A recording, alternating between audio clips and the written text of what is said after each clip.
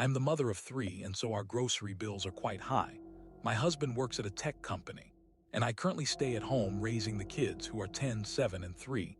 I go food shopping at least twice a week, and I usually go to the King Colon near our house, though I sometimes go to the nearby Target as well.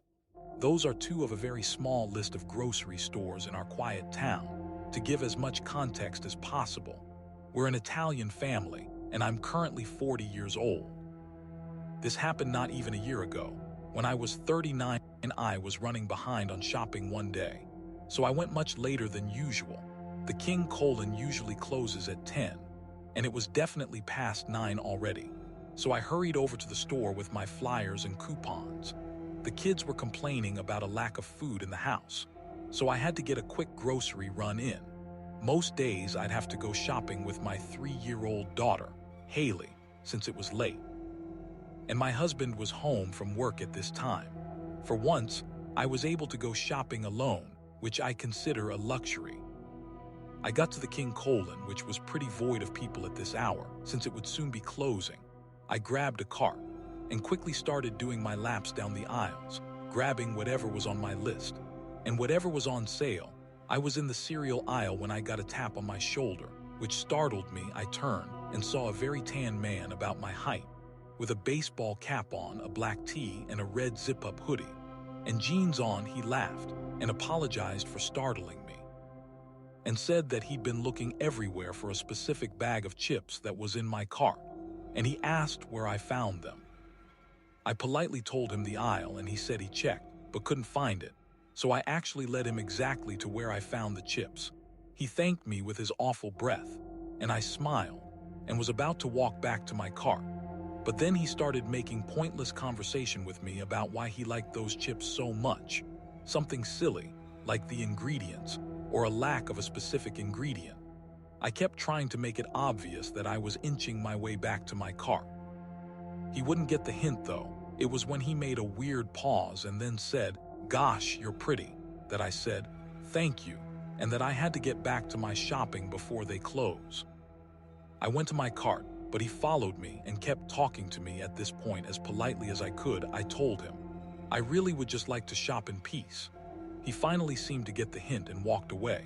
But for the rest of my time in the store that night, I kept seeing that man circling the aisles, and each time he walked past the aisle I was in, he'd slow down or even stop and just look down at me.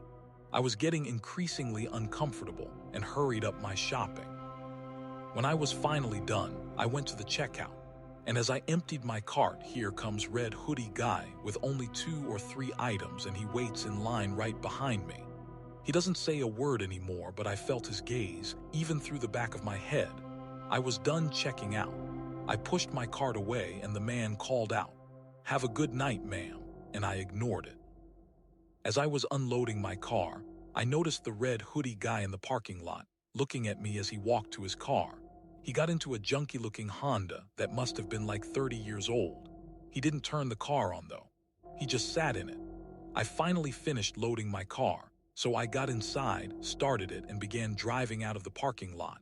I looked in my rearview mirror a few times, and I didn't see any headlights behind me, so I felt safe to drive home. It wasn't until I pulled into the driveway and looked to my left down the street that I realized there was a car with its headlights off, driving slowly down the street, approaching our house. He pulled to the curb a few houses down. It looked to be that Honda from the parking lot. I went inside the house and called my husband's name. He came downstairs looking concerned, and I told him I was followed home by a creep. He hurried outside to the stoop, but by this time the car was already gone. The following weekend, late at night, when we were all in bed, we heard some shuffling around outside in the side yard. I shook my husband to go check what it was, and he went to slide the window open. He saw someone right below the window, trying to open the side gate to the backyard. But after hearing the window slide open, the man looked up and started to run. My husband grabbed the baseball bat from under the bed and ran outside, and when he came back a minute later, he said he saw the car speeding down the street, and he tried to chase after it. He perfectly described the same Honda that the red hoodie guy was driving. It was undoubtedly him. We phoned the police, and given the late hour, A police officer arrived to our house in under 5 minutes. I described the man and his car the best I could. And that was that. He never returned to our house. Not after seeing my angry husband chasing his car on foot with a bat. It still remains uncomfortable that a creep like that knows where I live.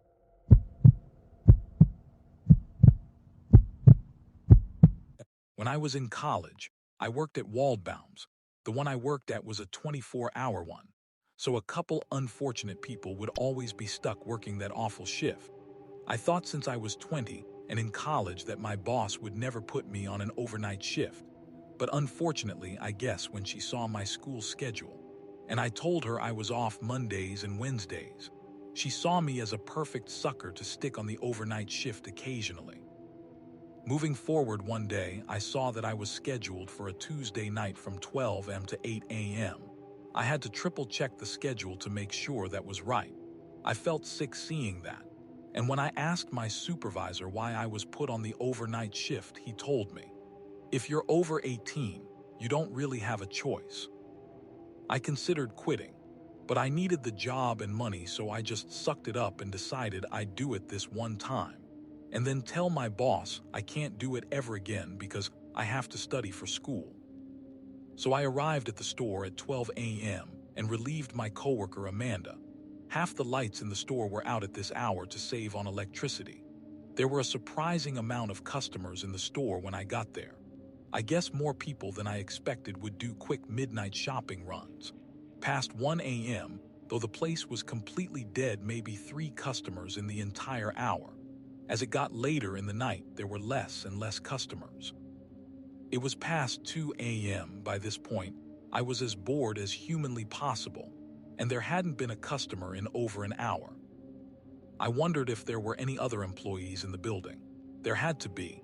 I figured they couldn't have a lone 20-year-old running the whole place by himself. There was some bald guy who looked like he could be a manager that kept passing by the front registers every few minutes. He had a key ring attached to his khakis with like 10 keys on it, and he was holding a small backpack type bag in his hand. So I said, "Excuse me, are you the manager?" And he came over and asked if it was my first day on the job, to which I said it was my first night shift. He shook my hand without giving me his name and asked me if I could go to the back warehouse of the store and organize the pallets. He said he'd watch the front. I didn't exactly know what that meant, but I'd figure it out. I walked towards the back of the store, and as I did, I saw him doing something to the entrance door of the store, like he was reaching for some switch on the side of it as if he were locking it. I made my way into the back warehouse, where I saw a tall man who looked like he was 30 wearing a manager's vest that said "Wall Bounces." He saw my apron and introduced himself as Rob, the night manager. I said, "Oh, I thought the guy in the front was the night manager." And he looked puzzled and said, "Who?" When I described that man from before, he asked me to show him who I was talking about because he was the only manager on duty. We didn't even make it out of the warehouse before all the lights in the store turned off. Rob told me to wait in the warehouse while he checks what's going on. I watched as he walked through the warehouse doors into the darkness of the store, with only light coming from the dairy coolers that were still on. I sat on a box on the pallet and was on my phone trying to text any of my friends who might be awake about what was happening when I heard a door from inside the warehouse opening. There were 2 ways in and out of the warehouse back into the store. I still sat there now with my ears perked up, listening for any sounds, when I heard quiet, slow footsteps getting closer, followed by a voice saying, "Hey kid, you in here?" But it wasn't Rob's voice, it was that bald guy's voice. I hurried out of the warehouse doors into the store quietly. I jogged to the front of the store looking for Rob, but I couldn't find him. I called out his name, nothing. I grabbed my jacket and tried to open the exit door, but it wouldn't open automatically. So I tried to physically open it, but it was locked. I heard footsteps approaching from behind me, and I turned and almost screamed, but I realized it was Rob, the manager. He flicked some lever on the top right of the door and unlocked it and said in a panicked whisper, "Hurry and get outside." We left the store and he got right on the phone with the police. I heard his whole conversation. He said he believed an armed man locked himself inside the Wall Bounces and was probably trying to rob the place. I told him to tell the police that I think he was coming to harm me in the warehouse, which he relayed. He told me I should go wait in my car, I'm sure because he didn't want the store to be held liable if something happened. I went and sat in my car and just watched. And within 10 minutes there were at least 4 police cars outside the store. They all went inside. I didn't see what was going on, so I left. I didn't quit after that though. The next time I went into work I was told all about what happened by my supervisor. The security footage showed that bald man circling the place acting suspicious, checking if the coast was clear. After locking the doors, he cut the lights in the store. The cameras showed him going straight to the warehouse where he told me to go. That was the scariest part to me, because if he had been armed, he could have been on his way to put a gun to my head or something. The camera showed him leaving through the emergency exit in the warehouse way before the police arrived. In the end, I never worked an overnight shift again after talking to my boss, and I stayed at that job for another few months. I'm not sure if that man was ever identified. I used to work as a night restock worker at a supermarket in a somewhat rural town. The store was called Great American. It was the biggest and best supermarket in the area. My shift would start as soon as the store closed at 10 p.m. I'd work from 10 p.m. to 3 a.m. at the latest, restocking the shelves and organizing everything before the next operating day. I, of course, had the keys to the store for after hours. It would be a team of 2, myself and one other. Either Terry Carter or Alfonso. Tonight I was supposed to be working with Terry. I arrived at the store and let myself into the back where all the inventory yet to be stocked was. I started my work using the pallet jack to bring a whole pallet of boxes out to the shopping floor. I started with the bread and nuts aisle, rotating the older loaves in the front and putting the newer loaves in the back. Halfway through I realized I hadn't seen Terry yet. I walked to the back area of the store where we leave our belongings. He wasn't back there yet. I left the back door cracked open with a door stopper for him when he would show up. So I went back to work for another half hour. And with still no sign of Terry, I once again went to the back of the store. He wasn't in there, but I noticed the back door was shut. I assumed that meant Terry was here somewhere. I went to open the back door and saw the door stopper was outside, which I thought was weird that he kicked it outside instead of bringing it in. I called Terry's name and it echoed through the room. He didn't call back, so I decided to call him. He picked up sounding like he was in bed, and I asked him if he was at work. He said he wasn't coming in tonight because he was sick. Suddenly I got the chills. I told him someone kicked the door stopper off the door, and he said it could have just come undone itself.